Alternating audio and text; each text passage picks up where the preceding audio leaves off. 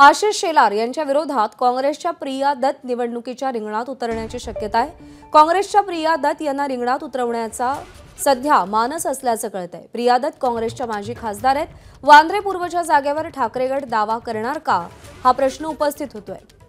राजू सोनावणे आपल्याला अधिक अपडेट देतील। राजू, ही लढत जर झाली तर ती कशी होईल आणि वांद्रे पूर्वच्या जागेवर जर ठाकरे गटाने दावा केला तर इतर घटक पक्षांना ते मान्य होईल का?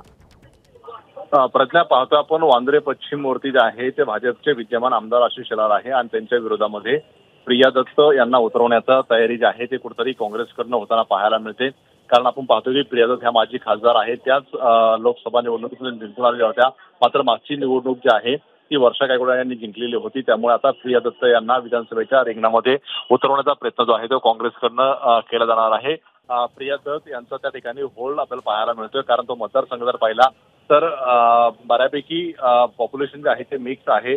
मुस्लिम लोकवस्ती जास्त आहे आणि हाय प्रोफाईल लोकवस्ती जास्त असं आपल्याला पाहायला मिळते आणि त्या ठिकाणी प्रिया दत्त यांना उतरवून ती जागा जिंकण्याचा जो आहे तो प्रयत्न करणार आहे। मात्र जर काँग्रेसला वांद्रे पश्चिम सोडली तर पूर्वेवरती जे आहे ते शिवसेना ठाकरे गट दावा करण्याची शक्यता आहे। अर्थात हे दावे मान्य होतात का हे पाहणं देखील महत्त्वाचं आहे आणि ते काही दिवसात जागा वाटप झाल्यावर स्पष्ट होईल। राजू, धन्यवाद दिलेल्या अपडेटसाठी।